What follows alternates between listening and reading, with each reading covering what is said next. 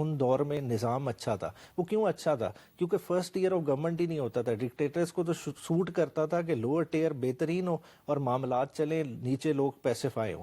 درمیان میں national assembly, provincial assembly تو ہے ہی نہیں. مگر اب مسئلہ یہ ہے کہ یہ بیلنس کسی وقت تو ریچ کرنا ہے نا, کس طرح سے کرنا ہے. اب یہ بات بالکل جس طرح سے کہہ رہے ہیں کہ اب ایک پروونشل سبجیکٹ ہو, کامران بھائی اس پہ بہتر لائٹ شیڈ کر سکتے ہیں. ایک ڈیوالوڈ سبجیکٹ پہ اب کانسٹیٹیوشنل امینڈمنٹ لائیں, اس پہ صوبے اور طرح سے اس پہ نہیں. تو کامران بھائی جو ہیں انہوں نے 26ویں ترمیم میں بڑا اہم کردار ادا کیا تھا, تو ان کی جماعت نے بھی بڑا اہم کردار ادا کیا تھا. تو کامران بھائی یہ جو 27ویں ترمیم ہے اس کے بعد 26ویں ترمیم بچ گئی ہے یا وہ بھی ختم ہو گئی؟ اس کو تو ریورس کر دیا نا. یہ اس میں ایسا تھا, اس کے آپ کے پاس تو ہوگا اس کا جو اوریجنل ڈرافٹ تھا 26th امینڈمنٹ کا, جو پرپوز ڈرافٹ تھا, اس میں 56 کلازز جس کے بارے میں مولانا فضل الرحمان نے کہا تھا کالا ناگ تھا. جی ہاں, تو وہ 56 کلازز والا, اس میں بچے جو کا مطلب ہے اچھے بچے, اچھے بچے. ہاں ٹھیک ہے نا جی, سب کے لیے نا. ہائی کورٹ کے لیے میں جو ججز بیٹھے ہیں وہ بھی جو اچھے لوگ ہوں گے, اچھے ججز ہوں گے گورنمنٹ کے نقطہ نظر سے, ان کو بھی 68 جو ہے نا نظر آئے گی. وہ 63 میں جا رہے ہیں یا 62 میں جا رہے ہیں, تو یہ 68 جو ہے وہ اس میں رہے گا. تو اب آپ نے اس انڈیپینڈنس کو جو ہے نا ایک چیز دکھا کے کہ اعظم نذیر تارڑ صاحب جو ہیں وہ بہت ہی قابل احترام ہیں, ہمارے مہربان ہیں. انہوں نے یہ نہیں بتایا کہ یوسف رضا گیلانی صاحب کو ڈسکوالیفائی کرانے کی پٹیشن کس نے دائر کی تھی. جس نے پٹیشن دائر کی تھی, جب فیصلہ یوسف رضا گیلانی کے خلاف آ گیا تو پھر انہوں نے کیا کہا یوسف رضا گیلانی کو, ذرا سنیے. سپریم کورٹ نے یہاں پر بھی یوسف رضا گیلانی کو سزا دی ہے, اور یوسف رضا گیلانی صاحب جو ہے وہ سزا کو تسلیم نہیں کر رہے, اور پھر کہتے میں اپیل میں جاؤں گا. اپیل سے پہلے نیچے اترو, گھر جاؤ, جب گھر جاؤ گے اپیل کرو. اگر اپیل میں تمہارے خلاف فیصلہ ہوتا ہے تو تم بالکل گھر جاؤ گے, نہیں ہوتا تو پھر تم واپس اپنے وزارت عظمیٰ کے منصب پہ آ جاؤ گے.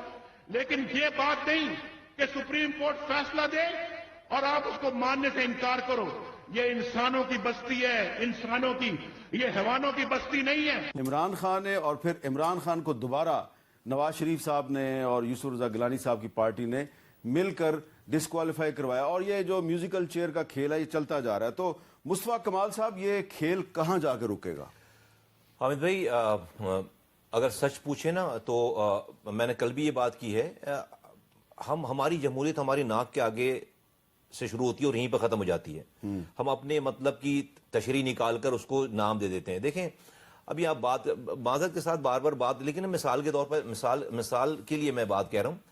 ہم بات کر رہے تھے ابھی بھائی بات کر رہے تھے کہ ڈکٹیٹرز کے زمانے میں لوکل گورنمنٹ کا نظام آیا. آج تو جو ہے وہ ڈکٹیٹر نہیں ہے نا, جمہوری طاقتیں اس سے پہلے بھی تھیں, اب بھی ہیں. عمران حاجی صاحب اس 27ویں ترمیم کو باکو ترمیم کیوں کہہ رہی ہے؟ میرے خیال سے بیشر غور صاحب کو باکو کے بجائے اسے ڈاکو ترمیم کہنا چاہیے تھا. دیکھیں 8 فروری کا جو ڈاکہ, آپ پارلیمنٹ کے ممبر ہیں, اس پارلیمنٹ نے میں بالکل میں اس کو ایکسپلین کرتا ہوں نا. باکو کی تشبیہ غلط بنتی ہے. دیکھیں وہ برادر ملک ہے, ہمارے اچھے ریلیشن شپ ہیں. 8 فروری کا جو الیکشن ہوا, اس دیکھیں 17 سیٹوں والی جماعت جب آ کے بیٹھے گی, وہ کسی کا تو بوجھ اٹھائے گی نا. آج جو آئین کے ساتھ کیا ہے, کسی ایک سٹینڈرڈ مطلب ہمیں چھوڑ دیں, پولیٹیکل جماعت کسی جیورس کے سامنے رکھ دیں کہ ایک ہائیبریڈ رجیم سے ہم کدھر چلے گئے. ہم نے ہائیبریڈ کانسٹیٹیوشن بنا دی ہے.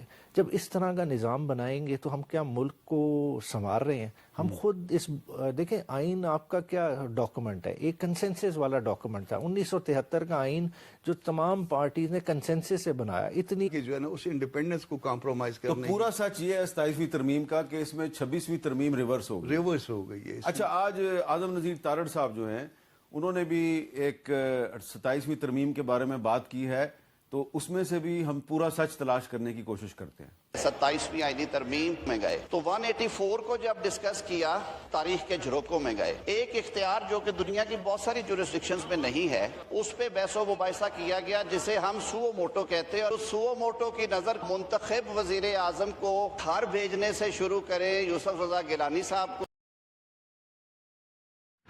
مرد کو جب بھی تنخواہی کی عادت پڑ جائے تو واپس کے راستے سب جلا دیتا ہے. پھر نہ وہ کسی سے شکوہ کرتا ہے اور نہ ہی کسی کی وضاحت مانگتا ہے, اور نہ ہی کسی رشتوں کی صفائیوں میں دلچسپی رکھتا ہے.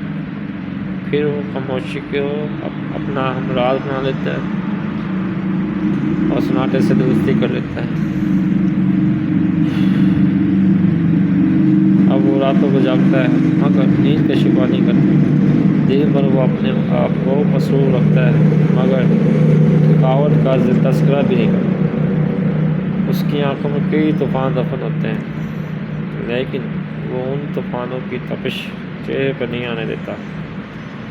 اسے زندگی سے شکوے تو ہوتے ہیں مگر وہ قسمت سے بحث نہیں کرتا. وہ دنیا سے دور ہو جاتا ہے مگر خود سے قریب ہوتا جاتا ہے.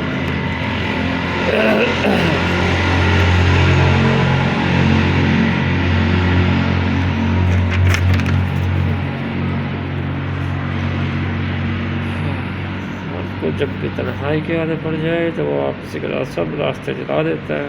پھر نہ وہ کسی سے شکوہ کرتا ہے اور نہ ہی کسی کی وضاحت مانگتا ہے اور نہ ہی کسی رشتے کی صفائیوں میں وہ دلچسپی رکھتا ہے. پھر وہ خاموشی کو اپنا ہمراز بنا لیتا ہے اور سناٹے سے دوستی کرتا ہے. اب وہ راتوں کو جاگتا ہے مگر نیند کا شکوہ نہیں کرتا. دن بھر وہ اپنے آپ کو مصروف رکھتا ہے مگر تھکاوٹ کا تذکرہ بھی نہیں کرتا. اس کی آنکھوں میں کئی طوفان دفن ہوتے ہیں لیکن وہ طوفانوں کی تپش چہرے پر نہیں آنے دیتا. اسے زندگی سے شکوے تو ہوتے ہیں مگر وہ قسمت سے بحث نہیں کرتا. وہ دنیا سے دور ہو جاتا ہے مگر خود سے قریب تر ہوتا چلا جاتا ہے. اسی طرح دنیا ہے لیکن معاملات ہیں.